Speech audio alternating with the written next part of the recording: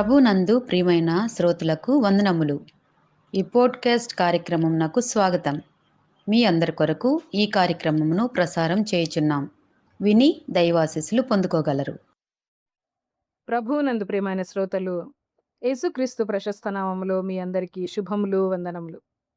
ఈనాటి మన ధ్యానాంశము హెబ్రీ పత్రిక 11వ అధ్యాయము 5-6 వచనముల ఆధారితమైనది.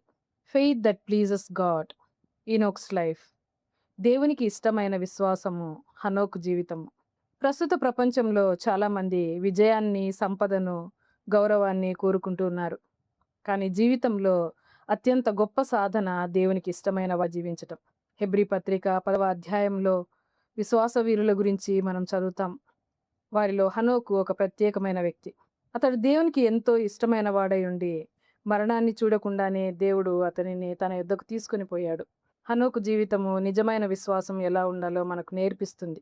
విశ్వాసం అంటే కేవలం మనసులో దేవుని నమ్మడం మాత్రమే కాదు, ప్రతిరోజు దేవునితో కలిసి నడవటం. ఈరోజు దేవునికి నిజంగా ఇష్టమైన విశ్వాసానికి గల రహస్యాన్ని హనోకు జీవితం ద్వారా మనం తెలుసుకుందాం. అనుదినం దేవునితో నడిచే విశ్వాసం. మనము ఆదికాండము 5వ అధ్యాయంలో హనోకు కథను గమనిస్తే అక్కడ 24వ వచనంలో ఒక చక్కటి మాట మనకు కనిపిస్తుంది. హనోకు దేవునితో నడిచెను అని. ఆయన నోవహు కాలానికి ముందు జీవించాడు. ఆ కాలంలో ప్రపంచము హింస, తిరుగుబాటు, ఘోరమైన అవినీతితో నిండిపోయి ఉండేది. అయినా సరే ఆ చీకటి రోజుల్లో హనోకు నీతిని ప్రకటించే వ్యక్తిగా స్థిరంగా నిలబడ్డాడని యూదాపత్రిక 14-15 వచనాలలో మనం చూస్తాం. హనోకు విశ్వాసము కేవలము ఆదివారం మాత్రమే ఉండే విశ్వాసం కాదు. అది కేవలం సంఘకూటములలో వచ్చే తాత్కాలికమైన భక్తి కాదు. నిజమైన విశ్వాసము మన మాటలను, నిర్ణయాలను, మన అనుబంధాలను, జీవన శైలిని ప్రభావితం చేస్తుంది. అది ఒక నిరంతర ప్రయాణం. అది నిరంతర ప్రయాణము అనవచ్చు, లేదంటే నడక అనవచ్చు.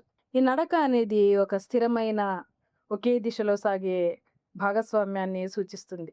ఇరువురు వ్యక్తులు కలిసి ఒకే వేగంతో నడుస్తారు, మాట్లాడుకుంటారు, ఒకరు చెప్పే మాటలు ఒకరు వింటారు, మరి వారి ప్రయాణాన్ని పంచుకుంటారు.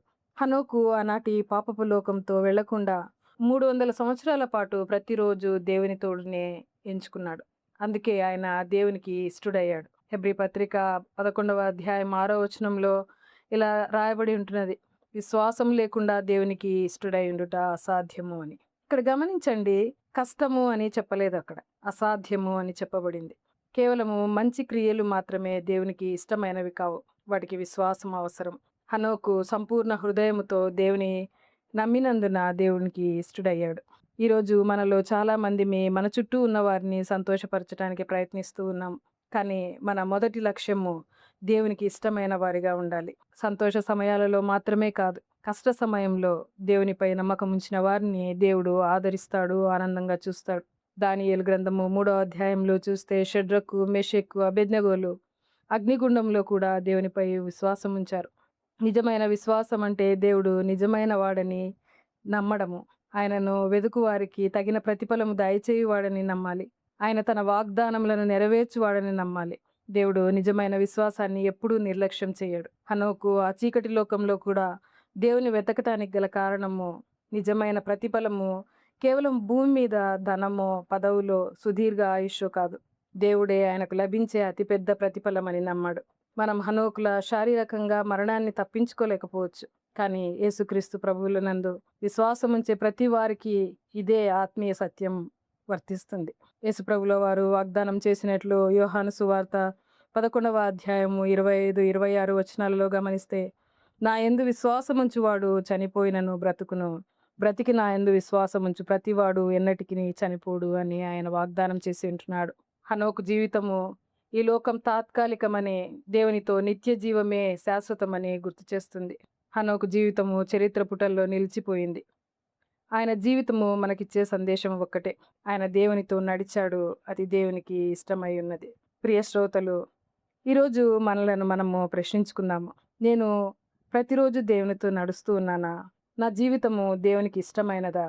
నేను విశ్వాసంతో జీవిస్తున్నానా లేక భయంతో జీవిస్తున్నానా అని మనలను మనం ప్రశ్నించుకుందాము. హనోకు వలె విశ్వాసంతో నడిస్తే మన జీవితము దేవునికి ఇష్టమైన సాక్ష్యంగా మారుతుందనే సత్యాన్ని మనము ఎన్నటికీ విస్మరించకూడదు. ప్రార్థన చేసుకుందాము. ప్రియ పరలోకపు తండ్రి, హనోకు జీవితం ఉదాహరణకు నీకు కృతజ్ఞతలు చెల్లించున్నాం. ప్రతిరోజు నీతో నడవటానికి, విశ్వాసంతో జీవించటానికి మాకు నేర్పించండి. ప్రతి పరిస్థితిలో నిన్ను నమ్మే హృదయాన్ని మాకు దయచేయండి. నీకిష్టమైన జీవితాన్ని గడపటానికి మమ్మల్ని బలపరచండి. నిత్య రాజ్యంలో నిన్ను కలుసుకునే వరకు నీ మార్గంలో నడిపించమని మా ప్రభువును, ప్రియరక్షకుడైన యేసుక్రీస్తు పరిశుద్ధ నామంలో ప్రార్థించి వేడుకొంచున్నాం తండ్రి. ఆమేన్. ఈ కార్యక్రమమును గూర్చి మీ సలహాలు మరియు మీ ప్రార్థనా అవసరతల కొరకు మమ్మను సంప్రదించవలసిన మా ఫోన్ నంబర్ 948585085039 మరియు ఈమెయిల్ ఐడి info@fibaonline.org. మా ఫోన్ నంబర్ మరొకసారి 9480585039. Email ID info@fibaonline.org.